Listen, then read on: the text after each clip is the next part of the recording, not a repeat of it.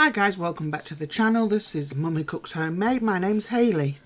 Today I'm going to share with you a sponge recipe that I use for all of my cakes, including birthday cakes. And this is Nanna's all-in-one sponge cake. So we've got self-raising flour, sifted. So that's, you want 4 ounces of that. Come on, Hayley, hurry up. Come on, come on. There you go. Look at that, bang on, 4-0. Then you need 1 teaspoon of baking powder. There you go, look, as if you can understand what BP is. What am I going for next? Caster sugar. 4 ounces, again, of the caster sugar. Like I say, this cake is one I use all the time to make the kids. It stands up well to being frosted.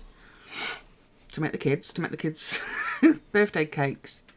It frosts up really well. It lasts a good 4 or 5 days without drying out.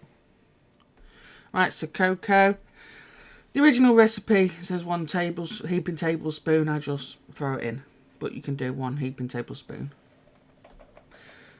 So we're going to sift all that because you would have ended up with all them lumps and bumps in it. Always sift, guys. There you go. Where am I going next? No, am I going to the X? No, I can't decide. Look at me.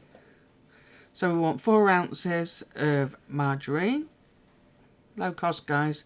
Margarine, not even butter. Come on, girl, work a bit faster than that. What are you doing? Nearly there. Better go over. Go on.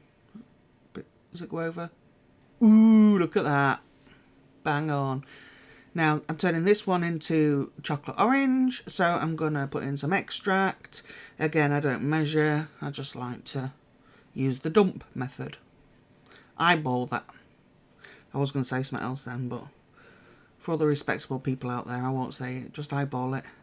You want 2 eggs. Large if possible. Medium would be fine.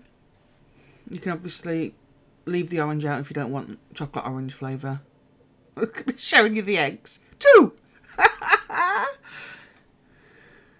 Right, normally I would mix this up in the mixer because I'm lazy. And because who wants all that effort? But for video purposes, I suffered and mixed it by hand. Oh, God. Just use a mixer. It's easier.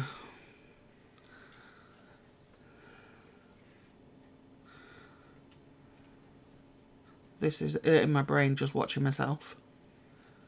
At this point here I'm thinking, yep, should have got the mixer out. That's it, get it all out of there.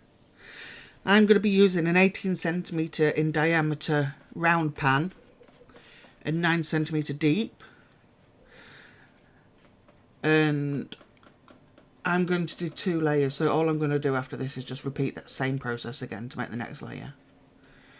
I get my pre-cut silicone, greaseproof papers, round ones.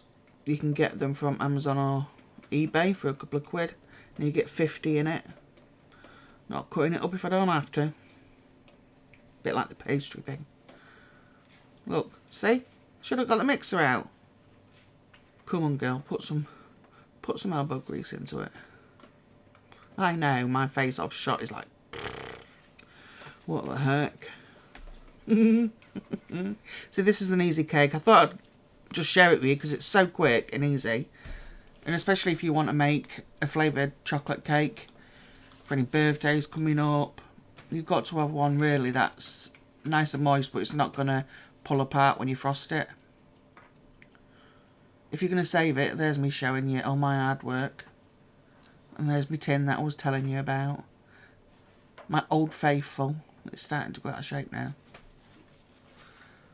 The old ones are the best. And there's my sheets, look. Like I said, I'm lazy. Don't even bother spraying it, just use the chocolate. There you go.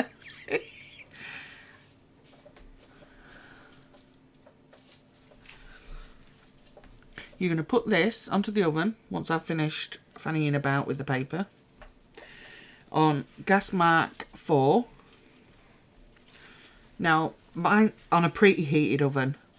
you will get, if it's not preheated for about 15 minutes, you will get a different result. I have found that already with mine. So 30 minutes, check it. Every oven is different. So, and you can see how thick the batter is. That's why it takes longer.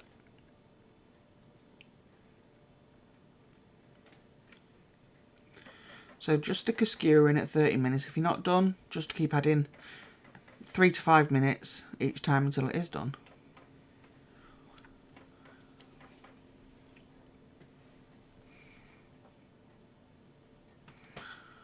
I'm actually shocked that I didn't just shove that in my gob.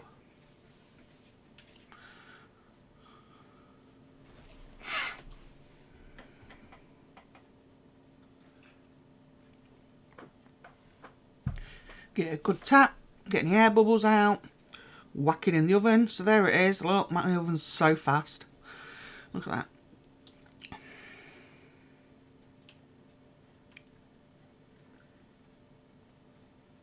Now if I'd have sprayed it instead of just dabbing it with cake batter, then them tiny little bumps, I'm pointing to the screen guys and you can't even see me, just tiny little bits on the sides would have been a lot smoother. You can see how soft that is. So I just repeated that process again to give me the top. Oh yeah, this is the loaf I'm going to start banging on about in a minute. I filmed them both at the same time, that's why you got to look at that randomly.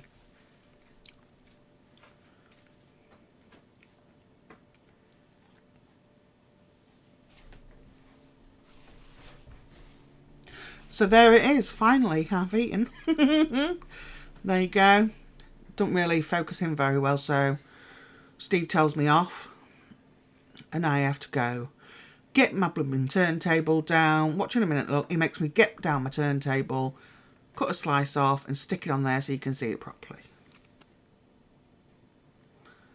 Nothing wrong with that, you can see it's chocolate. What's the problem?